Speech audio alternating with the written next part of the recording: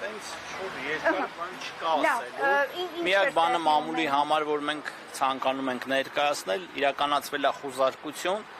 որի հետ մենք ունենք անհամաձայնություն, մեզ տրամադրվել է դատարանի որոշումները, մենք բողոքարկելու ենք եւ գտնում ենք, որ այս գործընթացը կրում է բացառապես ապօրինի բնույթ։ Այսքանն է ինչ որ հետաքրքրական, որ քննչական կոմիտեն միջև մոտ 1 ժամ առաջ չէր ասում, թե ինչի համար է խոսում։ Դե այդ քննչական կոմիտեի հարցն է։ Հետ է կապված, դուք ինչ եք կարծում։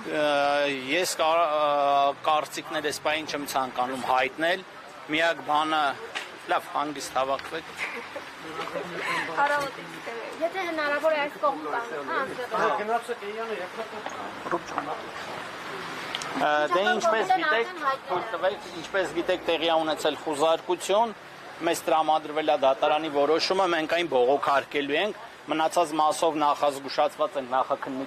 նախաքննական գաղտնիքի մասով եւ ավել մանրամասներ չեն կարող դες հաղորդել։ Քննչական կոմիտեն արդեն հայտնել է ինչ վարույցի շրջանակում է խուզարկությունը սկսվել, հարկերը թաղվել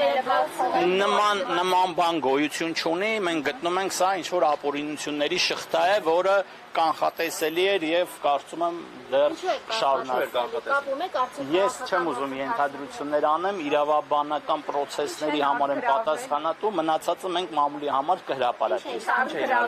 Համակարգիչներ եւ փաստաթղթեր։ Այսինքն բոլոր սենյակներում գրասենյակի այդ խուզարկությունը իրականացվել։ Տարբեր սենյակներից իրականացվել են համակարգիչների եւ փաստաթղթերի առգրավում։ Շնորհակալություն կներեք։